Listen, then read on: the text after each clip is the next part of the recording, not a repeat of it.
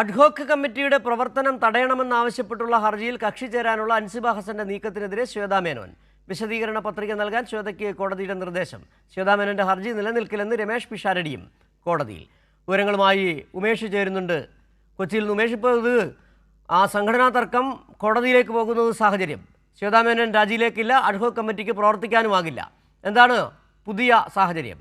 സംഘടനയുടെ അധികാര തർക്കം സംബന്ധിച്ചാണ് അതാണ് കോടതിയിലെത്തിയത്. ഈ അഡ്ഹോക്ക് കമ്മിറ്റിയെ ചുമതലപ്പെടുത്തിക്കൊണ്ട് ജനറൽ ബോഡിയുടെ തീരുമാനം വന്നു. ഇതിനെതിരെയാണ് ശ്വേതാ മേനോൻ എറണാകുളം മുൻസിഫ് കോടതിയിൽ ഹർജി നേരത്തെ സമർപ്പിച്ചിരുന്നത്. ശ്വേതാ മേനോന്റെ ഹർജി പരിഗണിച്ചുകൊണ്ട് അഡ്ഹോക്ക് കമ്മിറ്റിയുടെ പ്രവർത്തനം താൽക്കാലികമായി തടഞ്ഞുകൊണ്ടാണ് അന്ന് മുൻസിഫ് കോടതിയിൽ നിന്ന് ഉത്തരവുണ്ടായത്. അതിൽ ശ്വേതാ മേനോൻ പറഞ്ഞത് ഈ ഭരണസമിതി, നിലവിലുള്ള ഭരണസമിതി രാജിവെച്ചു എങ്കിലും ആ ഭരണസമിതിക്ക് തന്നെ അടുത്ത ഭരണസമിതിയെ തെരഞ്ഞെടുക്കുന്നത് വരെ അവർക്ക് തുടരാം എന്നുള്ളതാണ്. ഇങ്ങനെ ഒരു അഡ്ഹോക്ക് കമ്മിറ്റി പ്രവർത്തനം നിലവിൽ വരിക, അങ്ങനെ ഒന്ന് അമ്മയുടെ ബൈലോയിൽ ഇല്ല എന്നുള്ളതാണ്. അപ്പോൾ ശ്വേതാ മേനോന്റെ വാദം പ്രാഥമികമായി കണക്കിലെടുത്തുകൊണ്ട് അത് ശരിവെച്ചുകൊണ്ടാണ് അന്ന് മുൻസിഫ് കോടതി ഈ അഡ്ഹോക്ക് കമ്മിറ്റിയുടെ പ്രവർത്തനം താൽക്കാലികമായി തടഞ്ഞുകൊണ്ട് ഉത്തരവിട്ടത്. ഇനി അതിൽ വിശദമായി വാദം കേൾക്കാനാണ് കോടതി തീരുമാനിച്ചത്. ഈ സാഹചര്യത്തിലാണ് അൻസിബ ഹസൻ മുൻസിഫ് കോടതിയിൽ ഈ കാര്യത്തിൽ തനിക്ക് കൂടി പറയാനുണ്ട്, അതിന് കക്ഷി ചേരാൻ അനുമതി നൽകണം എന്നാവശ്യപ്പെട്ടുകൊണ്ട് കോടതിയെ സമീപിച്ചത്. ഈ നിലവിലുള്ള കോടതിയുടെ ഉത്തരവ് പുനഃപരിശോധിക്കണം എന്ന് അൻസിബ ആവശ്യപ്പെടുന്നു. ഇതിൽ കക്ഷിയാക്കണം എന്നും അൻസിബ ആവശ്യപ്പെടുന്നുണ്ട്.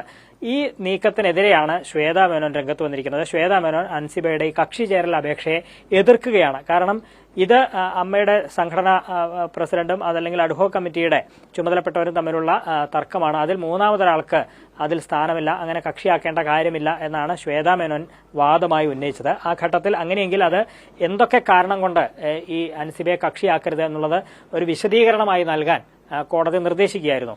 ഒപ്പം ഇതിൽ എതിർകക്ഷിയായി വരുന്നത് രമേഷ് പിഷാരടിയാണ്. അഡ്ഹോക്ക് കമ്മിറ്റിയുടെ കൺവീനർ രമേഷ് പിഷാരടിയാണ്. ആ അഡ്ഹോക്ക് കമ്മിറ്റിയുടെ പ്രവർത്തനത്തിനാണ് താൽക്കാലികമായി വിലക്ക് ഏർപ്പെടുത്തിയത്. സ്വാഭാവികമായും എതിർകക്ഷിയായ രമേഷ് പിഷാരടിയോട് നേരത്തെ തന്നെ കോടതി ഇക്കാര്യത്തിൽ വിശദീകരണം സമർപ്പിക്കാൻ ആവശ്യപ്പെട്ടിരുന്നു. രമേഷ് പിഷാരടി ഇന്ന് കോടതിയെ അറിയിച്ചത് ഈ ഹർജി, ശ്വേതാ മേനോന്റെ ഹർജി ഒരു കാരണവശാലും നിലനിൽക്കുന്നതല്ല എന്നുള്ളതാണ്. അപ്പോൾ എന്തുകൊണ്ട് നിലനിൽക്കുന്നില്ല എന്നുള്ള കാര്യത്തിൽ വിശദീകരണം നൽകാൻ രമേഷ് പിഷാരടിക്കും നിർദ്ദേശം നൽകിയിട്ടുണ്ട്. അപ്പോൾ ഈ രണ്ടുപേരുടെയും വിശദീകരണം കേൾക്കുന്നത് ഇനി 27-നായിരിക്കും. ഈ മാസം 27-നായിരിക്കും.